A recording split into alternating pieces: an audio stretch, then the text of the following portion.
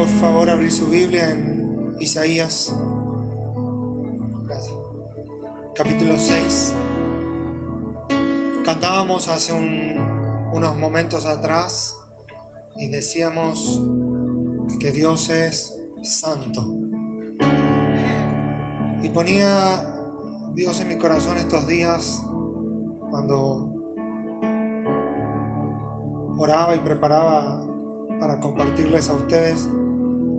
Ponía una enseñanza que estoy preparando también para la iglesia sobre los atributos de Dios. Y yo decía, Dios, pero enseñar de eso, quizá el pastor de ellos lo ha enseñado 1000 veces.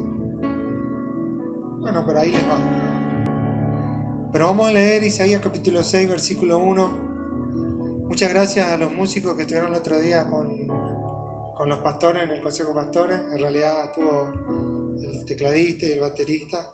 Seguro que si le invitaban iban todos, pero gracias por los que fueron, la verdad, una bendición para nosotros. Isaías 6:1 dice: en el año que murió el rey Uzías, vi yo al Señor sentado sobre un trono alto y sublime, y sus faldas llenaban el templo. Por encima de él había serafines, cada uno tenía 6 alas, con 2 cubrían sus rostros, con 2 cubrían sus pies y con 2 volaban. Y el uno al otro daba voces diciendo: Santo, Santo, Santo, Jehová de los ejércitos, toda la tierra está llena de su gloria. Y los quiciales de las puertas, las bisagras para nosotros, los quiciales de las puertas se estremecieron con la voz del que clamaba, y la casa se llenó de humo. Entonces dije, Isaías dice: ¡ay de mí, que soy muerto! Porque siendo hombre inmundo de labios y habitando en medio de pueblo que tiene labios inmundos, han visto mis ojos al Rey, Jehová de los ejércitos. Y voló hacia mí uno de los serafines, teniendo en su mano un carbón encendido, tomado del altar con unas tenazas, y tocando con él sobre mi boca, dijo: he aquí que esto tocó tus labios, y es quitada tu culpa, y limpio tu pecado. Apocalipsis capítulo 4, verso 8, vamos a leerlo también y volvemos a Isaías. En el libro de Apocalipsis, el apóstol Juan es trasladado al cielo y ve, en el verso 8 dice: y los 4 seres vivientes tenían cada uno sus 6 alas, y alrededor y por dentro estaban llenos de ojos, y no cesaban día y noche de decir: Santo, Santo, Santo es el Señor Dios Todopoderoso, el que era, el que es y el que ha de venir.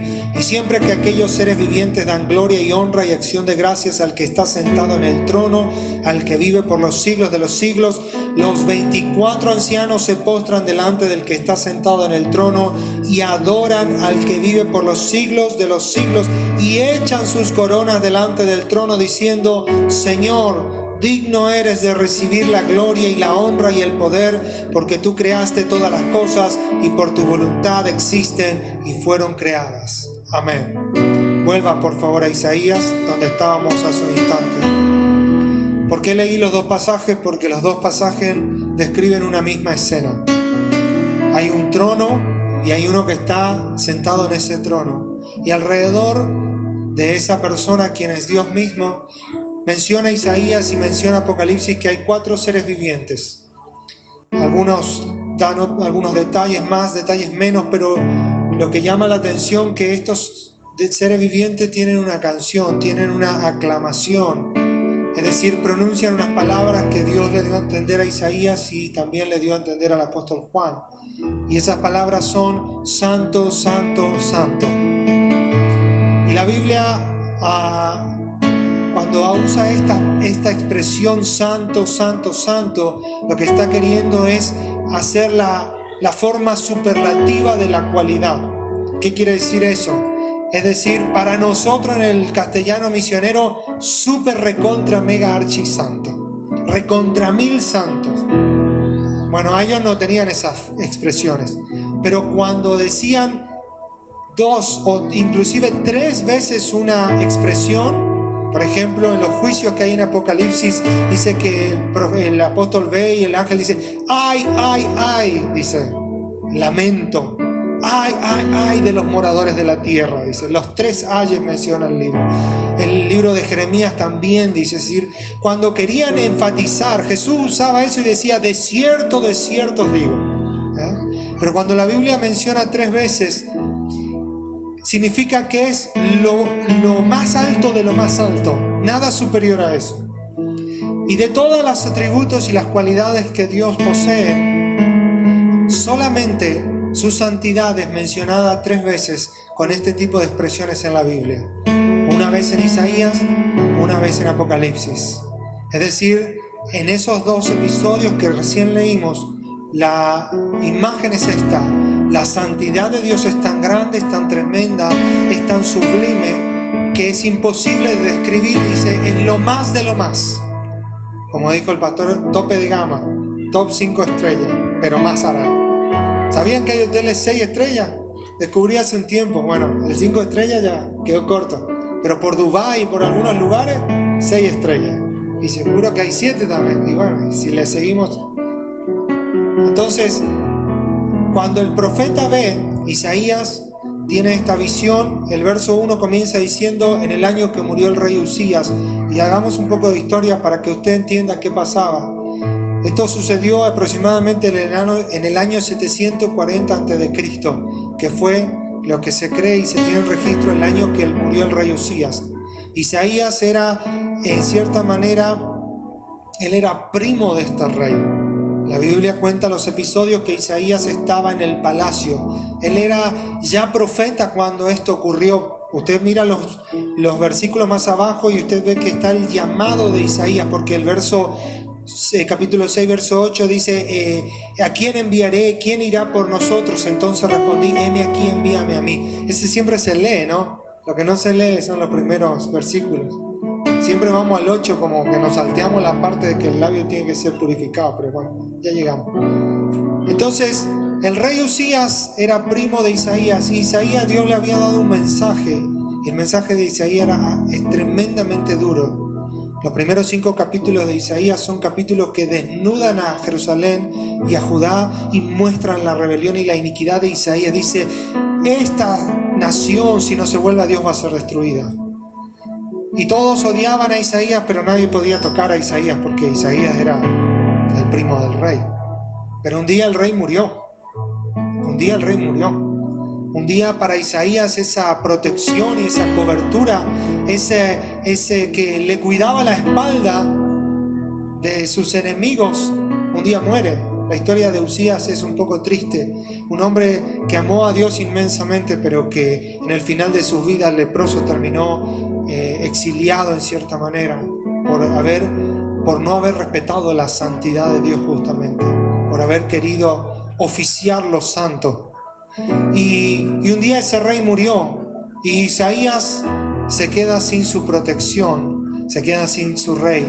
El lamento que tiene Isaías en todo este año y en este episodio es mucho más significativo para él de lo que nosotros podemos entender. De repente él tiene el mismo mensaje que denunciar, pero ya no tiene un rey a quien acudir, o un rey que le proteja o que le cubra la espalda. Isaías dice que entra al templo y tiene una revelación, una visión. De repente se abre la escena y dice, yo vi al Señor sentado en un trono. Y dice, y era alto, y era sublime, y sus faldas, es decir, como su túnica, su capa, dice, cubrían el templo.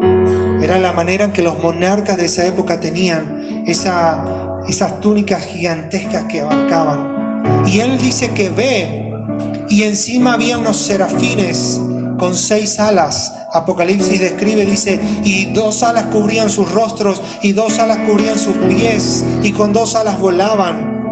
Estos serafines, que no como nosotros, hombres y mujeres pecadores, estos seres creados a la perfección, en completa armonía con el cielo, aún ellos se avergonzaban delante de Dios por causa de la santidad de Dios.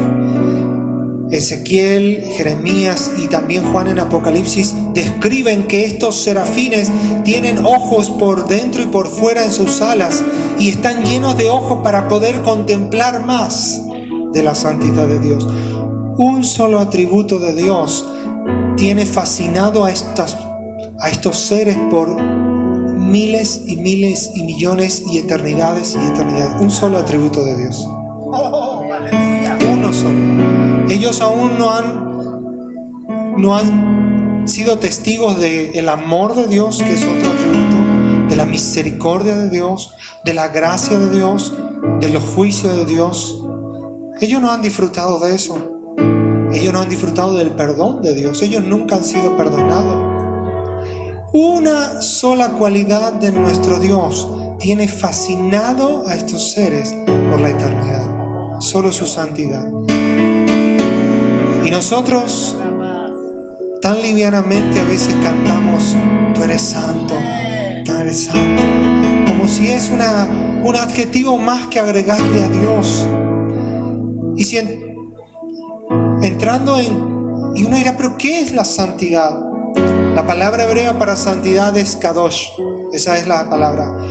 Y su traducción para nosotros vendría a ser algo que es cortado o separado del resto, algo que no tiene la misma esencia, que pertenece a otro, es decir, que es de otro origen o que es separado de lo demás, que no tiene conexión, que no se relaciona, que al contrario, que es diferente a todo, algo que se cortó. Esa es la idea de santo o de santidad. Por eso Dios decía: yo voy a formar para mí un pueblo santo, separado. Voy a formar para mí una iglesia santa. Hebreos dice una nación santa, separada. Isaías, cuando tiene esta revelación y ve que estos seres celebran la santidad de Dios, dice en el verso 4: sus voces sacudían el templo. Estoy leyendo la NTV, la Nueva Traducción Viviente. Hasta los cimientos, y todo el edificio estaba lleno de humo. Es decir, que esa santidad de Dios a Isaías hizo temblar todo el espacio en el que él estaba. La santidad de Dios en Isaías, en el espacio donde estaba, produce un movimiento que aún lo inanimado, como las bases del lugar donde estaban, fueron sacudidas. Y el verso 5 dice Isaías: entonces dije, ¡ay de mí! ¿Qué significa esta expresión dicha por el profeta? ¡Ay! Significa la expresión: ¡qué terror! ¡Qué mal lo que se viene! Y todos los profetas, cuando tenían que expresar su profecía o un oráculo, comenzaban, si era una profecía negativa, empezaban diciendo: ¡ay de ti! Y que ahí decía: ¡ay de ti, jueces de Israel! ¡Ay de ti, Corazín! ¡Ay de ti, Siria! ¡ay de ti! Porque iba una profecía negativa de corrección, de reprensión. Y cuando comenzaban sus oráculos o sus profecías en manera positiva, decían: bienaventurados. Por eso Jesús en el Sermón del Monte dice: bienaventurados los pobres en espíritu. Jesús estaba enseñando y hablando de la iglesia que él iba a formar. Y el profeta dice: ay, pero no pronuncia la profecía sobre el otro, dice: ay de mí. Él comienza a profetizar de sí mismo y decir: ay de mí, soy un hombre muerto. La santidad de Dios en Isaías no le causó lágrimas, no le causó levantar las manos, no le causó risa, no le causó indiferencia. La santidad de Dios a Isaías le causó terror. Sabes, tú y yo pertenecemos a un Dios santo y muchas veces actuamos como si eso fuese parte de la letra de una canción, como si eso solamente fuese algo que los chicos de la alabanza le agregan como para que quede copado. Dice: ay de mí, que soy un hombre muerto. Cuando él ve esa imagen, cuando él contempla lo que sus ojos podían ver, dice, nadie puede ver. Él dice ahí en el verso 5, siendo hombre inmundo de labios y habitando en medio del pueblo que tiene labios inmundos, han visto mis ojos al Rey Jehová de los ejércitos. ¿Sabe? Dios le había dicho a Moisés, cuando Moisés pidió ver el rostro de Dios, Dios le dijo, nadie puede verme y seguir con vida. Isaías sabía eso. Él sabía que si él veía el rostro de Dios, absolutamente iba a morir. Y él ve, dice, yo soy un hombre de labios inmundos. Pero para que usted tenga una idea, Isaías era el hombre al que todos apuntaban a ser como él. Él era el profeta. Lo odiaban por su mensaje, pero lo veneraban por su conducta. Él era intachable. Él había tenido un testimonio. Él era un hombre consagrado a Dios. Era excelente en todos sus caminos.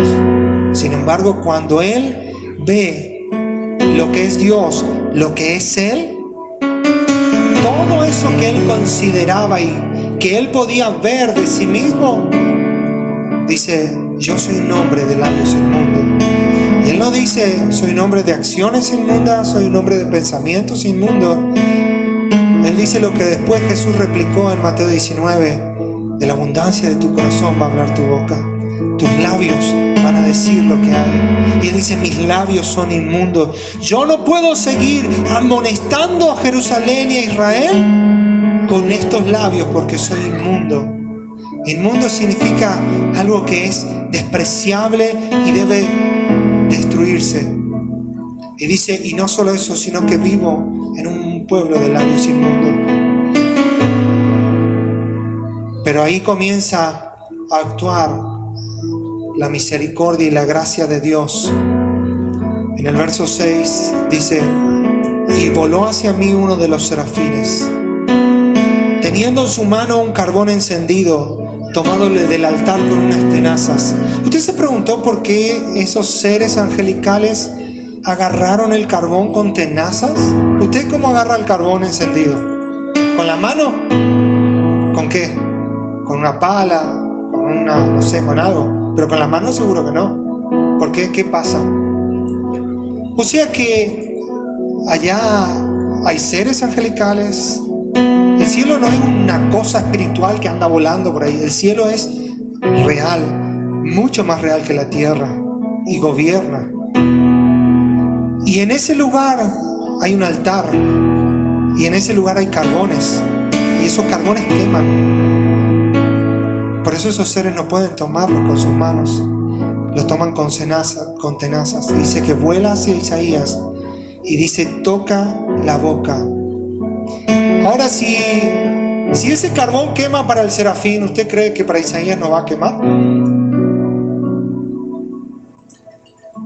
Y dice el serafín hablando a Isaías, dice, he aquí, esto tocó tus labios y es quitada tu culpa y limpio tu pecado. ¿Saben? Ese carbón quemó los labios de Isaías. Eso dolió en su carne, en su espíritu, en su alma. Eso dolió. Eso habrá tenido olor a humo. Eso cauterizó la herida de Isaías, porque su boca debía ser purificada. ¿Usted ha visto la película a veces de Rambo que le entra la bala y como nos tienen ahí, calientan el cuchillo y se lo ponen así para cauterizar la herida, ¿no? Solo en la película pasa. Bueno, a Isaías le pasó algo similar. Tu culpa va a ser quitada, pero vas a tener que soportar el carbón encendido de la palabra de Dios, quemándote, ardiendo. Y dice Isaías, después oí la voz del Señor en el verso 8, que decía, ¿a quién enviaré? ¿Quién irá por nosotros? Y yo respondí, heme aquí, envíame a mí. Isaías recién fue anunciado. Recién viene la pregunta de Dios: ¿a quién voy a enviar? Y recién Él se levanta con confianza en la palabra del verso anterior: fue quitada tu culpa, fue limpio tu pecado. Ahora puedes ir. Amada iglesia, habría demasiado para decir. No podemos resumir en media hora una enseñanza que podría llevarnos la vida. Pero solo déjenme leerlos algunos versículos. En 1 Tesalonicenses 4:3 dice: pues la voluntad de Dios es vuestra santificación, que se aparten de toda fornicación, y viene una lista, bla, bla, bla. Pues no nos ha llamado Dios a inmundicia, sino a santificación. Hebreos 12:14 dice: sin santidad, dice, sin paz y sin santidad, sin la cual nadie verá al Señor. Hebreos 12:14, lo anotó ahí. Después usted lo lee en su casa y lo digiere. Seguid la paz con todos y la santidad, sin la cual nadie verá al Señor. Y 1 de Pedro 2:9 dice que Dios ha preparado una nación santa. Cierro esto, pero no termino. No se emocionen. Ahora recién les voy a decir cómo aplicamos esto a nuestra vida. La cualidad o la santidad de Dios no es una cualidad más entre todas las que Él tiene. Esa es su esencia. Eso es lo que Él es. No es que Dios tiene santidad, Dios es santidad. Él es el parámetro de la santidad. La palabra santidad no solo tiene que ver con una buena acción moral, con que nos portemos bien. Para Dios es su esencia. Cuando algo decimos es santo, ese es re santo, se porta bien, habla bien. Para Dios es su esencia, es lo que Él es. La Biblia también dice que Él es un Dios celoso. Ahora considera esta advertencia. Dios ha separado una nación para Él, y ese eres tú y soy yo. Y esa nación debe ser santa. Iglesia, los que sirven, los que ministran la alabanza, los que ayudan, los que colaboran, los que asisten, aquel hombre y aquella mujer que dice ser un cristiano, esa búsqueda de santificación no queda solo para los pastores, no es exclusiva para uno o dos dentro de la iglesia. Dios busca una nación santa, un pueblo escogido. Dios busca que tú y yo, aunque somos santos por Cristo desde el inicio de nuestra vida espiritual, pero Pablo nos aconseja y dice: santifíquense por completo en alma, mente y espíritu. Persigan la santidad, búsquenla, pues sin ella no podrán ver al alto y sublime. No podemos tener corazones divididos. Tú no puedes venir aquí a la iglesia, adorar, cantar, levantar tus manos y orar y arrodillarte, cruzar el portón y tener otra vida. El hombre lo llama integridad, ser uno solo. Y la iglesia que Dios busca en este tiempo es una iglesia santificada, íntegra. Que lo que tú eres afuera coincide con lo que la palabra de Dios te pide que seas. Esposos, no podemos ser nosotros unos esposos aquí y otros esposos allá. Padres, no podemos hacer delante del pastor una cosa y frente a nuestra familia otra cosa. Tus hijos tienen que poder decir que lo que tú eres en casa y lo que eres en la iglesia y en la cancha de fútbol es la misma cosa. Mujeres, lo que tú hablas aquí, Dios te bendiga, gloria a Dios y aleluya. No puedes salir de aquí y sentarte a tomar mate con cuero ajeno en la casa de tus vecinos. Lo que tú haces aquí tiene que coincidir con lo que vives afuera. Si somos parte del ministerio, músicos principalmente, y esto, por lo menos en la iglesia, hacemos muchísimo hincapié. principalmente aquellos que tienen la responsabilidad de ministrar a Dios y de invitar a la iglesia que ministra a Dios, sus vidas tienen que ser marcadas por la santidad. Ahora, santidad no es la ropa que usas, aunque la ropa que usas va a mostrar tu compromiso con la santidad. Y no estoy hablando de ponerte pollera, pantalón y rodete, no tiene nada que ver con eso. No estoy hablando si tienes una tele en tu casa o no la tienes, eso no es santidad. Santidad no es que vengas todos los cultos tampoco y que el culto que el pastor no está, justo ese día no venís. No hay santidad de eso. Santidad es lo que hacemos cuando estamos solos. Santidad es lo que hacemos cuando tenemos el celular y no está nadie al lado nuestro. Santidad es lo que pensamos en nuestro corazón cuando alguien nos injuria, nos pisa el callo, como se dice, nos habla mal, nos ofende. Quizás hemos aprendido a no contestar, pero, ¿sabes? El pastor te puede felicitar por eso, pero Dios ve tu corazón y ve el mío. Santidad no es no adulterar. Mateo capítulo 5 habla del adulterio y dice, no se equivoquen, el adulterio lo tienen en el corazón. Purifiquen sus corazones. Santidad no es no pegarle a la otra persona, sino es amar a tus enemigos, es dar la otra mejilla, es no cobrar venganza, pero no en el acto físico, sino dentro de tu corazón, alineado con el corazón de Cristo. Por supuesto que la santificación es un proceso, no ocurre de la noche a la mañana. Tampoco viene una varita mágica que te toca, ni un ángel que viene a ponerte un carbón. Para cuando le pasó esto a Isaías, él ya tenía años ministrando. Santidad, aunque es la obra del Espíritu en nosotros, hay mucho de nosotros cediendo a la obra del Espíritu. Santidad no es que el pastor venga y te ore con mucha polenta. Eso no se adquiere de esa manera. Quizás sea un detonante, un activador. Santidad se busca de rodillas en nuestra pieza. Decimos, Señor, límpiame, límpiame, límpiame, límpiame, límpiame.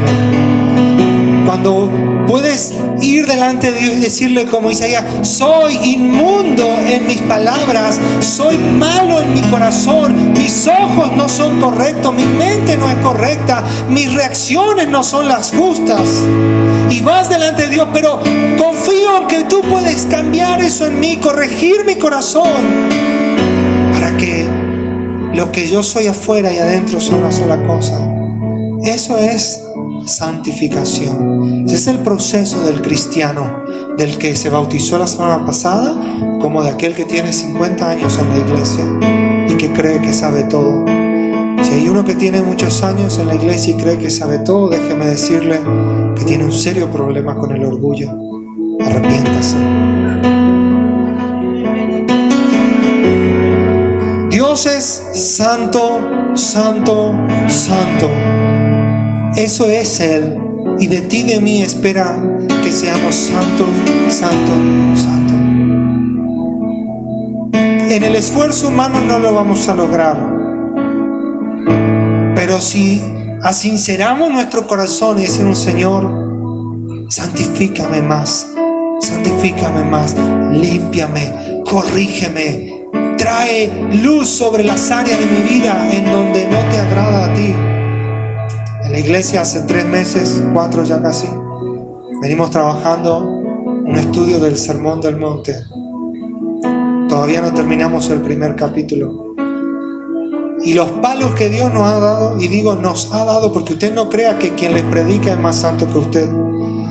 Si a mí me impulsa Dios a estudiar la santidad, considero que, porque es lo que más me falta, es en lo que más escaseo. Santidad no es algo que se te cuando tenga ganas. Ahora cuando yo estoy bien me voy a poner las pilas, pastor. Porque eso es lo que mucha gente dice. Ahora me voy a poner las pilas, ya. Es que como que se me fue las ganas. La santidad no pasa por las ganas que tengamos. La santidad pasa por comprender quién es Dios. ¿Y sabes algo más? Que así como Isaías estuvo delante de ese trono, tú y yo nos vamos a tener que presentar un día. Y ese trono puede ser por Cristo el lugar de nuestra máxima gloria y recompensa. Pero también puede ser el lugar de nuestro máximo terror, de nuestro máximo horror en la vida. Cuando Isaías tiene esta visión, Cristo aún no había venido, la gracia no había sido instaurada. Por eso Él tiene que ser purificado sus labios. Para Él hubo gracia antes de la gracia. Hay una enseñanza preciosa. Como hombres que en la época de la ley tomaron de la gracia. Por eso David pudo entrar al templo y adorar. Por eso él estaba en el lugar santo. Él no podía, pero él entendió a Cristo y entendió la gracia. Esas son las glorias venideras, lo que iba a venir, lo que la mujer que a quien Jesús no quiso sanar la hija, él le dijo, es cierto, pero los perros comen de la migaja del pan que cae de la mesa de sus amos. Y Jesús le dijo, tu fe es grande, esto era para los hijos de Israel, pero te lo doy a ti antes del tiempo. Ella tomó de lo que vendría para ahora. Isaías tomó de la gracia de Cristo para ser purificado. Pero hoy tú y yo tenemos a Cristo. Él es nuestra santificación. Su sangre es la que nos limpia. Su sangre es la que nos perdona, la que quita la culpa de nuestra vida. Su sangre es la que hace esa obra de pureza. Imaginen esto, que la santidad es tan seria para Dios que la única manera era cargar sobre su Hijo en la cruz los pecados del mundo.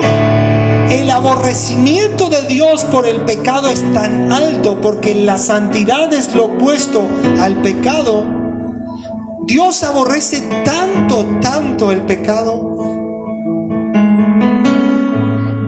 que dijo la única forma de detenerlo y derrotarlo y de ofrecer gracia salvadora es que mi único Hijo muera. Y cargó sobre Cristo toda nuestra maldad. Imagínate todo lo mal que tú y yo nos hemos portado en la vida. Ahora replícalo en todos los hombres de toda la historia, de todos los tiempos, y ponlo sobre los hombros de Jesús. Si a veces una sola ofensa, un pecado, una metida de pata nos pesa tanto y nos sentimos mal, le contestamos mal al hermano, hicimos algo indebido, mentimos y nos sentimos mal, hasta que allá a las cansadas vamos, Señor, límpiame, perdona. Una ofensa nos pone mal. Imaginen toda esa multitud de cargas sobre los hombros de Jesús, y Dios permitiéndosele, porque aunque amaba mucho a su Hijo, aborrecía más el pecado. Saben, hay una frase que en las iglesias se dice, pero es antibíblica. Dice que Dios aborrece el pecado, pero ama al pecador. Déjeme decirlo, Dios aborrece el pecado y también aborrece el pecador. Al único que Dios ama es a Cristo, su Hijo. Por eso todo aquel que es hallado en Cristo podrá alcanzar salvación. Pero si tú y yo continuamos en el pecado, en la doble vida, en la inmoralidad, en la mentira, en el orgullo y en todo lo que nuestro perverso corazón manifiesta, lo cual se opone a la santificación, un día delante de ese Rey, de ese trono alto y sublime, nos hemos de presentar. Y ay de mí ese día si Cristo no es mi justicia. Ay de mí ese día. Por eso quisiera que podamos orar. Y esto es una cuestión muy personal. Cada vez que tú cantes que Dios es santo, recuerda que Él de verdad es santo. Eso no es para el estribillo de una canción o para que quede lindo en medio del culto. Él de verdad tiene un compromiso con la santificación de su iglesia. Él de verdad tiene un asunto con que su iglesia sea parte del mundo.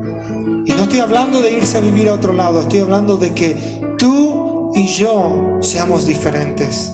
El mundo tiene que saber por tu estilo de vida, por tu manera de conducirte, de que tú eres cristiano. Hoy en día te encuentras con cristianos que son 007, agentes encubiertos de Dios. Nadie sabe que son cristianos. Se visten igual, hablan igual, critican igual, se quejan igual. Santidad es lo que Dios reclama en este tiempo. En todos los tiempos, no crea que este tiempo es diferente. En toda su iglesia. Amén. ¿Podemos orar? Póngase de pie. Y allí donde está, incline su rostro. Yo no sé si acá tienen costumbres, si pasan o no pasan, eso queda a criterio de la iglesia. Yo lo que quisiera es que podamos arreglar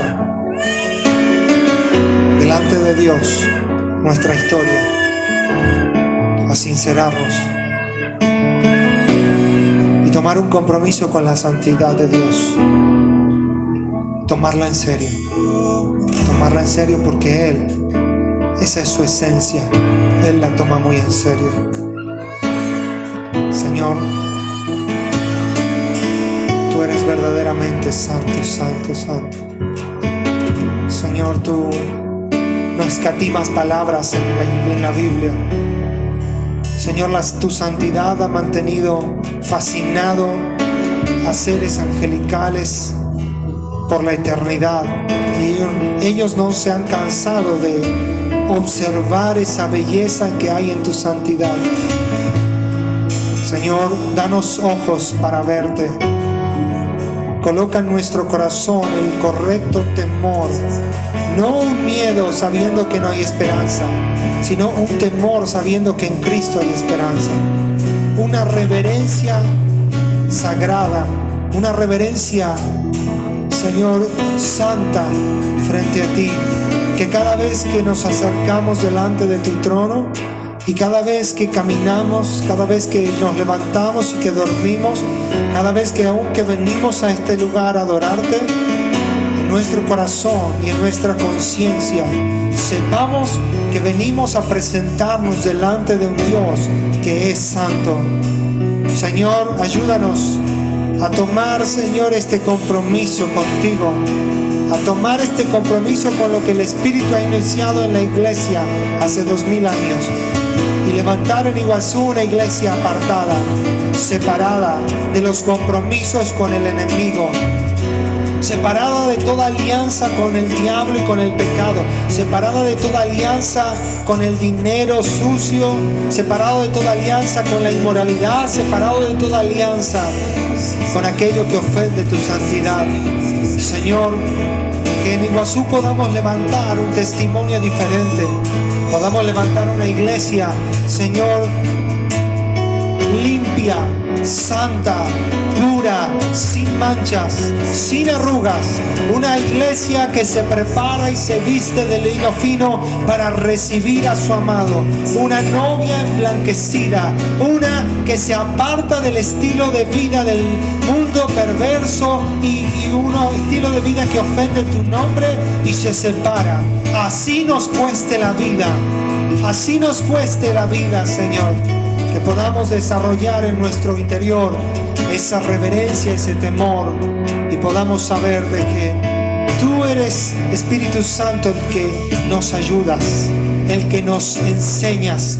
Señor, debo reconocer que con nuestras fuerzas es imposible. Esto no es algo que lo logramos solamente por quererlo. Debemos reconocer que esto lo haces tú en nosotros, que esto viene de ti, Señor. Y si tú nos confrontas, es porque tú, Señor, también nos das la capacidad y el poder para presentarnos delante de Dios a través de Cristo, Señor, con manos limpias, santas, sin iras y sin contienda. Señor, te alabo y alabo tu nombre, Jesús. Señor, una vez más pido tu bendición sobre tu iglesia, sobre estos preciosos hermanos en Cristo, sobre este barrio, sobre todo este espacio y este lugar. Señor, levanta en este lugar un altar, un testimonio vivo. Señor, una antorcha de luz. Señor, que la oscuridad no prevalezca, que las tinieblas no prevalezcan, que la confusión de Babilonia no prevalezca. Que venga, Señor, tu luz, que venga tu santificación, que venga, Señor, todo el proceso del Espíritu para levantar un altar en este lugar que tanta falta hace. Espíritu Santo, tuya es la gloria, la honra y la alabanza.